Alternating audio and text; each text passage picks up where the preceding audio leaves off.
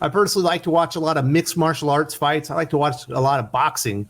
And sometimes you'll see one of the competitors, one of the fighters just isn't doing very well. And at the end of the bout, you're kind of screaming at the television. You're like, what is going on? Where's your sense of urgency? Why aren't you trying to do anything to kind of win the fight? Did you come here to lose kind of thing? And that's kind of the way I'm starting to feel about Marvel and DC. It's like, where's your sense of urgency? When are you going to take any action to change any of the things that aren't working out in your favor, at this point in time in comic books? There are more new comic book readers now today than there ever have been, and they're not reading Marvel and DC, the traditional powerhouse comic book publishers in North America. There was a time not that long ago where you said comic books almost around the world, and they would be associated with DC and Marvel comics. That has quickly become not the case. A lot of people are aware of their comic book superheroes on the big screen. They're aware of them in television and whatnot. So there's a lot of awareness of the characters. There's a lot of people that love the characters, but they just don't read the comic books. They don't need them because, you got the movie out there. And why read DC and Marvel and their crappy stories when I can go read manga, for $2 a month on my Shonen Jump app? Or I can go out there and read some more genre-specific titles from American publishers that are different than superheroes. And it's just shocking when you see this, and it's kind of all come to a head. I'm very frustrated, if you can't tell. I am overwhelmingly frustrated. I am so tired of talking about all the new trans, gay, gender-swapped, and race-swapped characters from Marvel and DC. In fact, specifically, I have gay fatigue. I am over it. Like I've had enough of these stupid headlines. You've tried the gimmick enough for both Marvel and DC, and it hasn't really worked out for the most part across the board. Yet today, what's the big headline? What's the big thing everyone's talking about? We've got a gay Spider-Man. Wow, that's groundbreaking stuff, Marvel. Way to really do something creative and think outside of the box, to really do something to get some notoriety on your new fake-ass Spider-Man character. Oh, guess what? Iron Cat is a gay character. Big issue #1 came out this week. I did not see that one coming. I'm sure none of the other Marvel Comics fans saw that one coming. And of course, it's also revealed that she had a romance with Black Cat in the day. So that retroactively kind of retcons that character and her sexuality. Real shocking stuff from Marvel Comics. Real groundbreaking stuff. Can't believe they're doing that story. Oh, did you hear? This week in the variants, we got a Jessica Jones that's a Captain America. Oh my goodness. We have never seen them put the skin of Captain America on another character. We certainly didn't see it with Captain Carter. We haven't seen that with Miles Morales in his What If series. We certainly didn't see it in the Gwenverse series. We haven't seen it there. And we don't even have a Sam Wilson walking around in the skin of Captain America right now. It's just the same shitty ideas being regurgitated over and over and over again from Marvel Comics.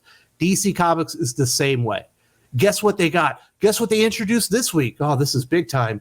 A year one story for Deathstroke. Oh, my goodness. Oh, we haven't had enough year one stories for DC Comics characters. Thank goodness they decided to do something groundbreaking like a year one story for Deathstroke.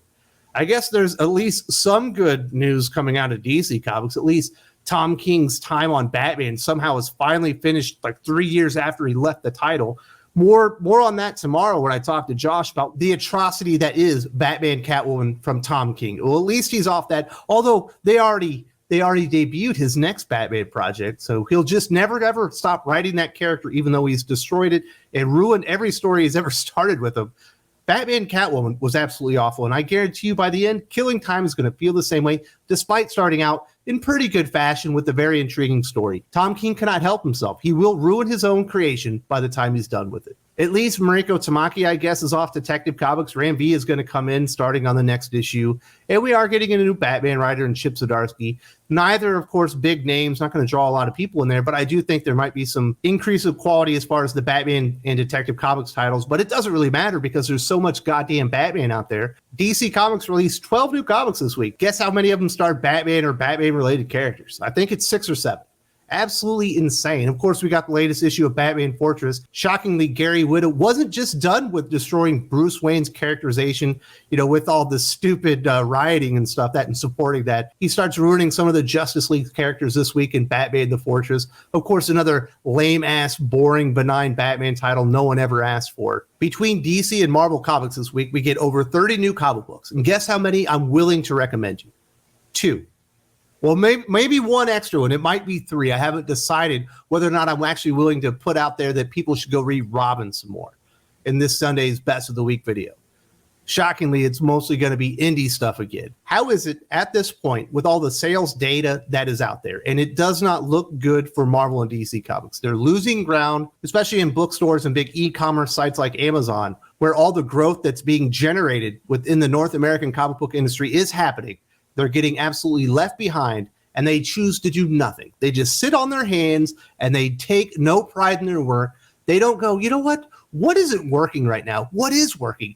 What can we do to accentuate the things that people are enjoying and maybe mitigate or even remove the stuff people aren't enjoying? Failing across the board is just really acceptable right now in comic books. As somebody with a YouTube channel that essentially covers DC and Marvel, 90% of what I do here is DC and Marvel comics related every single day, twice a day, 3 times on Sunday. It's getting to the point where I almost have no hope for either Marvel or DC comics moving forward. And I know a lot of the viewers are like emotionally invested in these DC and Marvel comics and have been for decades. And I imagine you feel just like I do, or perhaps even worse, as you see Marvel and DC comics essentially going with the exact same game plan. It genuinely feels like Marvel and DC Comics have like a bet behind the scenes or something.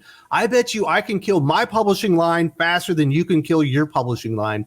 And they're essentially doing the exact same things as the other publisher to make sure that they ruin everything that they have. CB Cebulski and his team obviously know what their strategy is better than I do. Obviously, they talk about these things behind the scene. Same thing with Jim Lee and his team. But I would be hard-pressed to believe that they could sit me down, explain to me their business strategy and why they're doing these things, and I could come away with it going, you know what? I see where you're coming from. These are actually not terrible business decisions. At some point, somebody needs to show up and really shake up the market.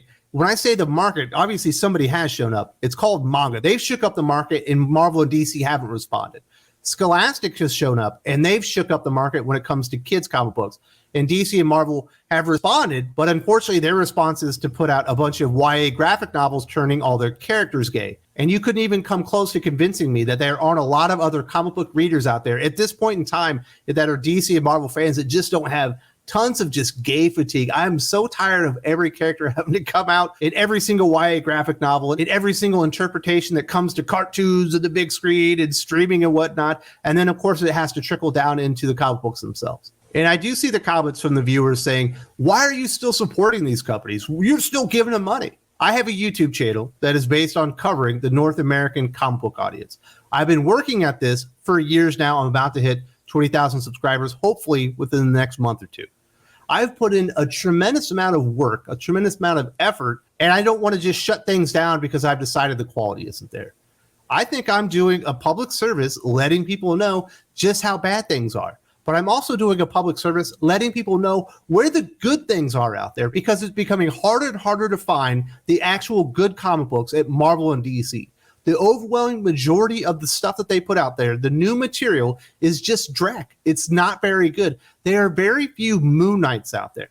There are very few Action Comics out there. You know it's a shitty day in the comic book industry where putting reskins on the Justice League and making them dinosaurs feels like the most interesting thing that DC has done in a fucking year now. But I do have to ask myself, how long can I keep this up? If it never gets better, I don't want to do this indefinitely, covering a bunch of crap that is absolutely crap. I want to cover stuff that's good. I want to tell you about things that are exciting, but the opportunities are becoming less and less over time, specifically with Marvel and DC. They are rotten at the core right now. There's no leadership. There's no good leadership. Let's put it that way. There's no good, solid leadership at either publisher. There will come a time where I have to say, no, mas. I just can't do this anymore. I actually had to do that recently with Doc. I said, you know what? You win. I can't do Worst of the Week anymore. I can't go out of my way to include 2 really extra bad comic books that I know are terrible, throw them in the mix and make things even worse. Should I pivot to manga? That's certainly a possibility. I've been reading a lot more manga on Shonen Jump. I've been watching a lot more anime, obviously, on Netflix and whatnot.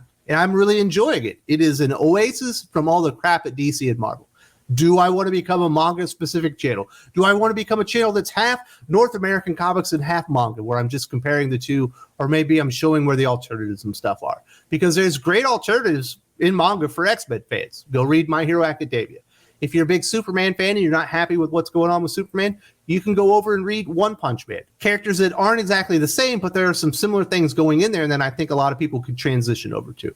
Do I want to do stuff like that? Do I want to just scrap the whole thing and say, you know what, fuck it.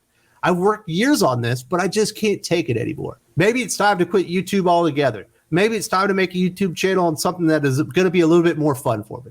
Well, certainly those are possibilities out there, but I do remain hopeful. That's because I'm an idiot. I am absolutely the biggest fool in comic books. I've talked about this in the past. I remain hopeful that I know for a fact that Marvel or DC can fix this.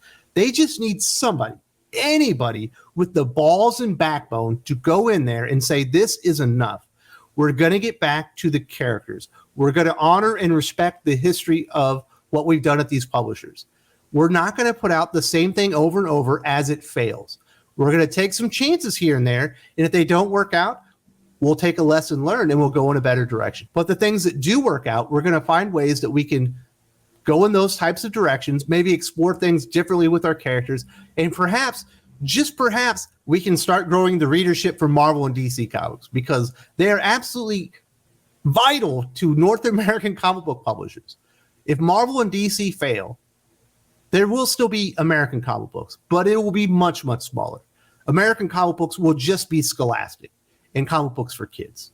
And then the manga stuff will be for adults. And then all the indie stuff we have now will just shrink down to be even smaller and even more niche. Comic book creators, comic book fans, comic book YouTubers like myself really can't afford for DC and Marvel to fail like they are right now spectacularly for a prolonged period of time. They have to turn it around eventually. There comes a point where somebody has to go in there and say, listen, you guys have to clean up your act and do something interesting. One of the reasons I would have to consider doing a manga channel is because it is absolutely dominating American comic books at this point. I've actually talked about this kind of in depth. It's something I have to consider, but I mean, manga is absolutely dominating comic books. It's not just in sales, it's really in quality. That's where they're dominating. Got to check this video out.